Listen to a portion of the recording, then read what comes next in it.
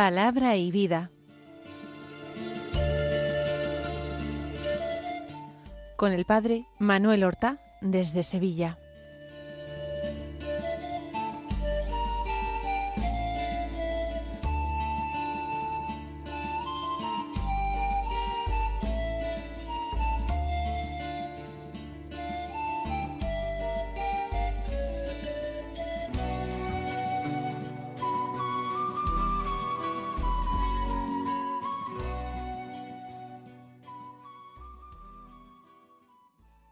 En el nombre del Padre, y del Hijo, y del Espíritu Santo.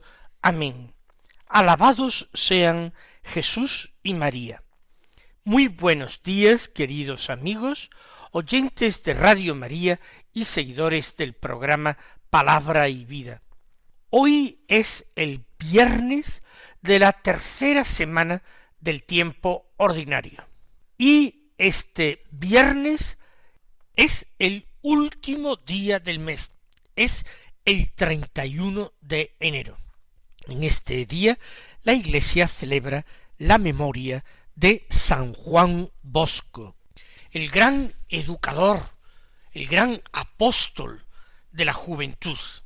Él nació en el año 1815 en la diócesis de Turín. Tuvo una infancia que no fue fácil, de niño pobre que tuvo que trabajar desde una edad muy temprana, pero que con tesón estudió, porque quería ser sacerdote de Jesucristo.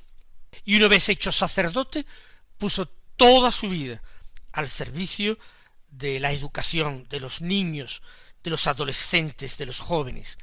Junto con otros compañeros entusiastas como él, fundó la Congregación Salesiana, para formarles como cristianos, protegiendo su práctica religiosa y educándolos profesionalmente. Tuvo en su vida extraordinarios sueños proféticos acerca de la Iglesia y de distintas situaciones y acontecimientos eclesiales.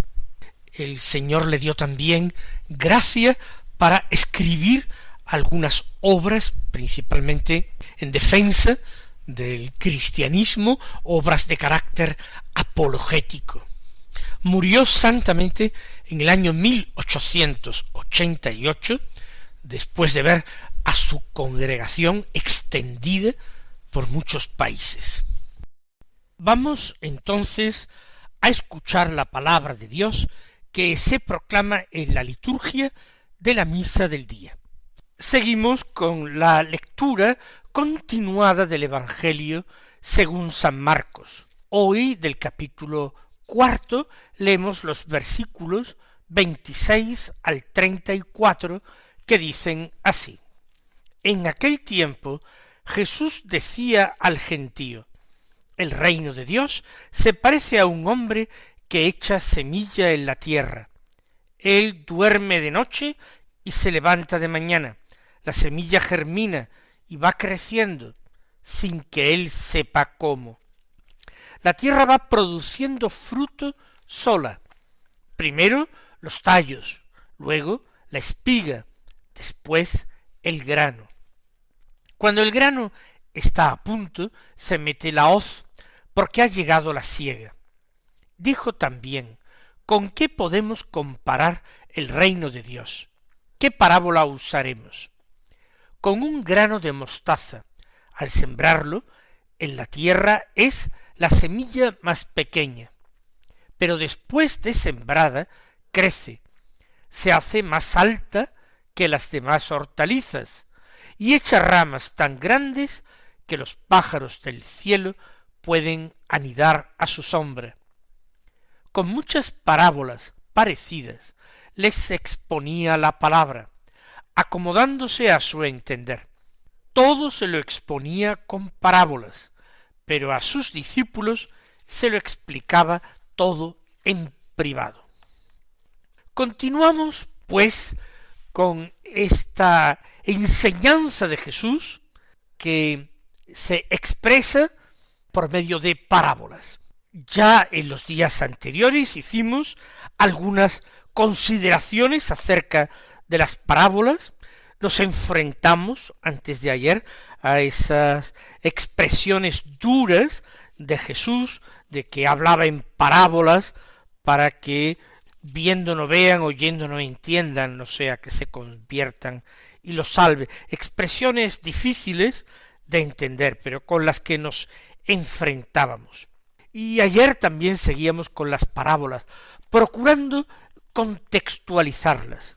Quizás tengan matices diferentes las mismas parábolas en San Marcos y en los otros evangelistas sinópticos, dependiendo del lugar y el contexto en que el evangelista sitúa la parábola.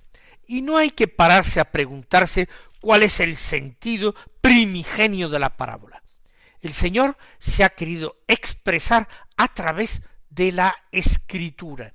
Lo que para nosotros es palabra de Dios, no son ahora las palabras orales que pronunció el Hijo de Dios en Palestina, porque nos es imposible reconstruir o reconstituir exactamente cuáles fueron estas palabras. Él quiso que todos nosotros, que la Iglesia conservara esa versión cuádruple de la buena noticia, la de Mateo, la de Marcos, la de Lucas y la de Juan. Y no son, como algunos a lo largo de la historia han pretendido hacer, no son susceptibles de una concordancia absoluta y total. Ni esto es deseable. El Señor no quiso un evangelio, quiso los 4 evangelios. Y Él se manifiesta y se revela a través de los 4 y de los matices que aporta cada uno de ellos. Hoy nosotros hemos escuchado nuevas parábolas en que se habla de sembradores y de semillas. Un sembrador, en primer lugar, que echa la semilla en su tierra y se despreocupa y duerme y se levanta, pero la semilla, aunque él duerma, va creciendo por sí misma. La tierra va produciendo su fruto. Y en la otra parábola se habla del grano de mostaza y se parte de la idea de la pequeñez, la semilla más pequeña, pero que luego se desarrolla y crece y se convierte en un arbusto o árbol grande. Yo voy a empezar mi reflexión desde el final del Evangelio hoy, porque dice San Marcos, con muchas parábolas parecidas les exponía la palabra. La palabra se trata aquí de la palabra de la revelación, la palabra de Dios que el Hijo de Dios, que es su verbo, tenía como misión exponer a los hombres, transmitir a los hombres.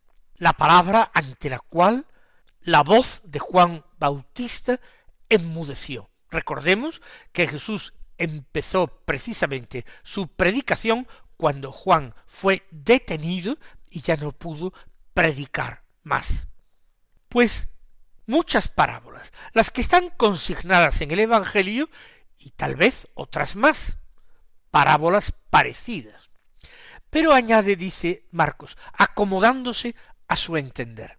¿En qué quedamos? Las parábolas las expone Jesús para explicar mejor el contenido de su enseñanza o para hacer esta enseñanza un poco más oscura, un poco más blindada, requiriendo el esfuerzo y la entrega personal del oyente para comprender la palabra. Porque dice, acomodándose a su entender. Parece que el Señor tiene en cuenta la rudeza o las dificultades para creer en general y que busca la fe de aquellos acomodándose a su entender. Acomodándose a su entender para que ellos comprendan el primer o los primeros significados de cada parábola. Hay cosas que resultan muy evidentes, son casi de una comprensión inmediata. La lectura literal de las parábolas es sencillo hacerlas, no hace falta ser un gran intérprete. Todo el mundo comprende ese contraste entre la pequeñez de la semilla de mostaza y el tamaño que adquiere luego la planta de la mostaza. Eso lo entiende todo el mundo, y cualquier agricultor sabe que después de hecha la siembra, él no tiene que estar a visor esperando el crecimiento de las plantas. Él puede también ir a su casa y descansar y dormir por la noche. Al día siguiente irá a trabajar, pero que la semilla no solamente crece cuando él está pendiente de su crecimiento, va creciendo siempre, incluso en plena noche, cuando él ni se da cuenta ni hace nada por ella. Por tanto, el Señor se acomoda al entender de las gentes en cuanto que aquellos relatos, narraciones, parábolas, son fácilmente accesibles en un primer significado. Pero el final de este texto ya anuncia que las cosas no son tan sencillas como parece. Todo, dice, se lo exponía en parábolas, pero luego a sus discípulos se lo explicaba todo en privado. Aquí por discípulos tenemos que entender a los apóstoles, a los 12 y quizás algunos personajes más que no formaron parte del grupo de los apóstoles y sin embargo durante cierto tiempo acompañaron a Jesús y se mezclaron con los apóstoles y convivieron con el Señor y los apóstoles. Así pues, las parábolas requieren una explicación. Y ahora nos preguntamos, así como Jesús explicó la parábola del sembrador que escuchamos nosotros en la lectura del miércoles de antes de ayer, porque no va recogiendo el evangelista la explicación que da Jesús a cada una de las parábolas? Porque nos quedamos con aquello que se expuso a todos los hombres y no lo que se expuso en privado a los apóstoles y discípulos? Si nosotros somos del grupo de los discípulos, ¿por qué no podemos tener acceso a esas explicaciones? Pues bien, hemos de responder que lo tenemos, pero no porque haya quedado consignado por escrito en un evangelio. Jesús nos muestra el modo en que el escriba cristiano, el doctor de la ley cristiana, puede ir procediendo con la parábola. Puede ir tomando la parábola, leyéndola de una manera o de otra, hacia adelante, hacia atrás. Puede buscar comparaciones, segundas enseñanzas que han pasado más desapercibidas, segundas intenciones. El escriba cristiano, inspirado por el gran maestro interior que es el Espíritu Santo, puede ofrecer su lectura, su interpretación, su enseñanza. Esto es legítimo, esto se ha realizado así a lo largo de la historia de la Iglesia. Cuando una persona ha pretendido comentar, explicar la palabra de Dios, ejercer como escriba de la nueva ley, como doctor de la nueva alianza, y sin embargo estaba carente de espíritu, ha llegado a enseñanzas y a conclusiones que la Iglesia no ha reconocido como válidas, como verdaderas, como auténticas interpretaciones, y por eso las ha rechazado. La importancia que tiene la tradición en la Iglesia como fuente de revelación cristiana.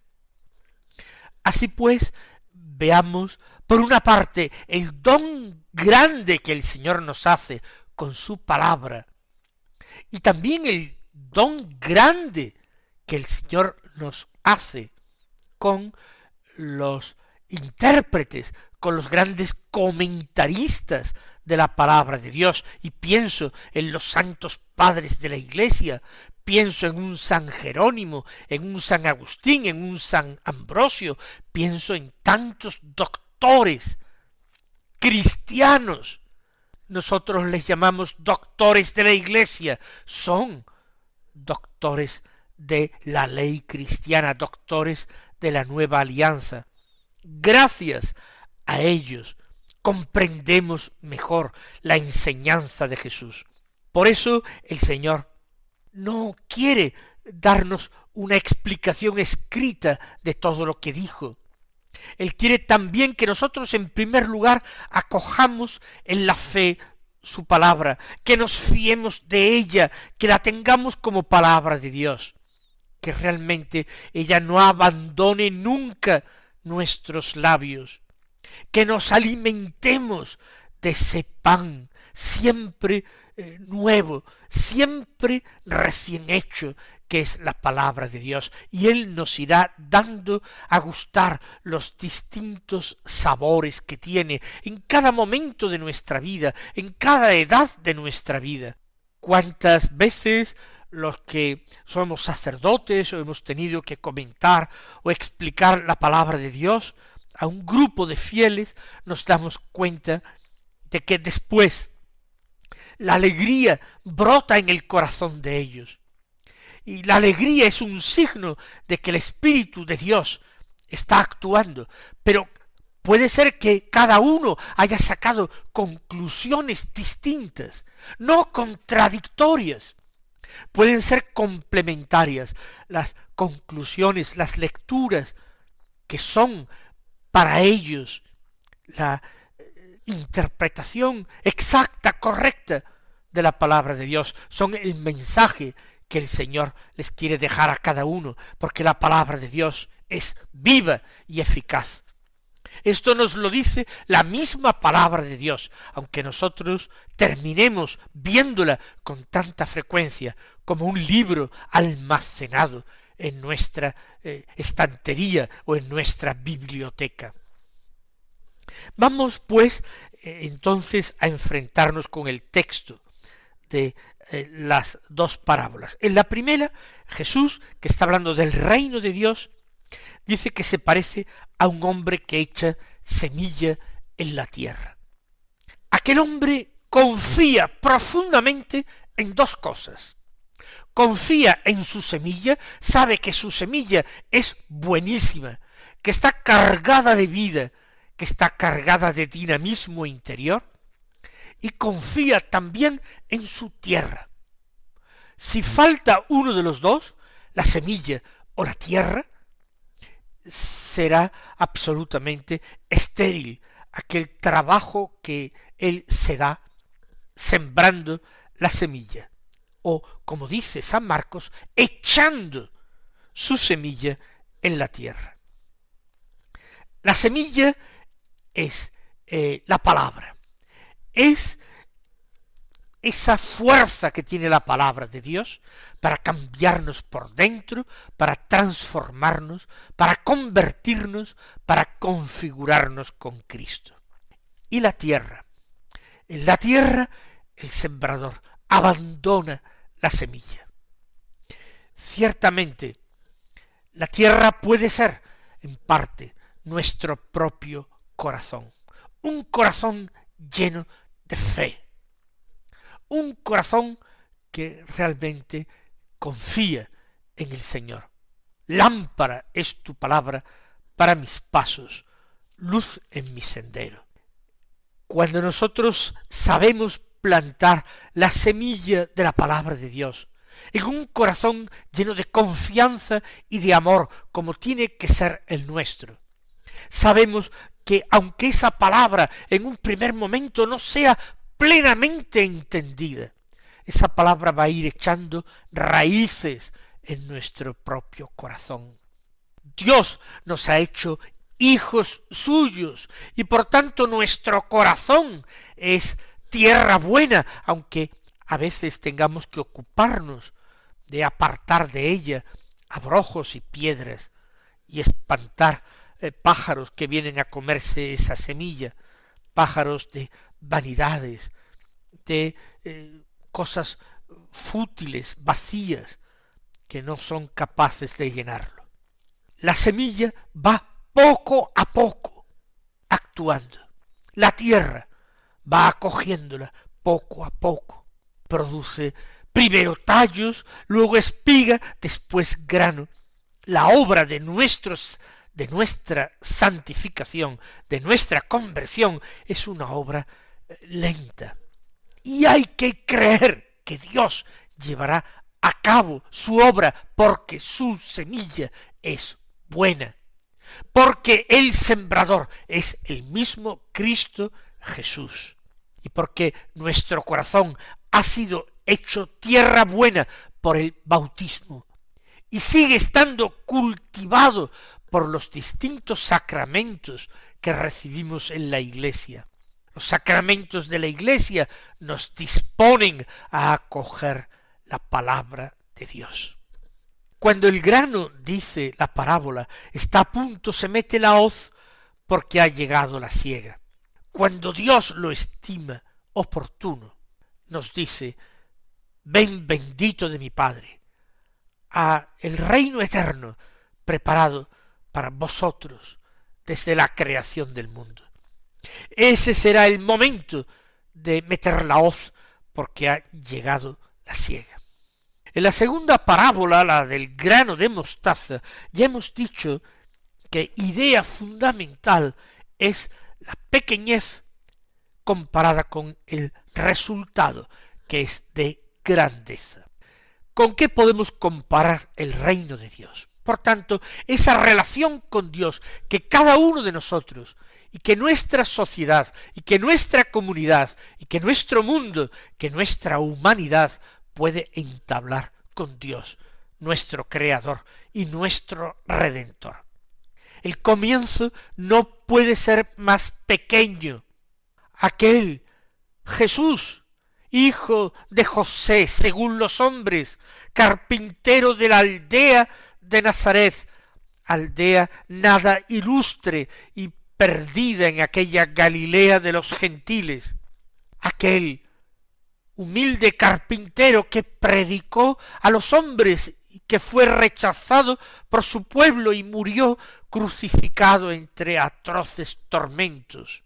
El aparente fracaso humano culminó su obra. Más pequeño no pudo ser el comienzo del reino. Sin embargo, después de sembrado crece. La sangre de Cristo regó nuestra tierra.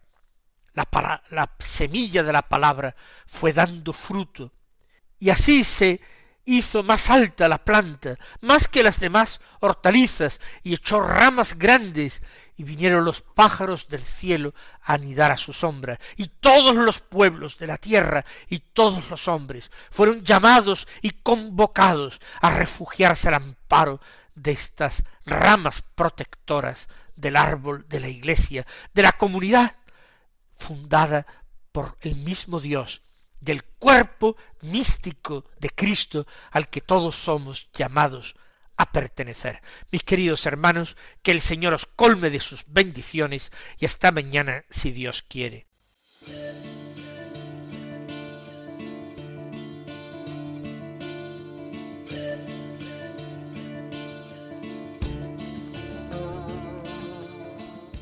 Han escuchado en Radio María Palabra y Vida,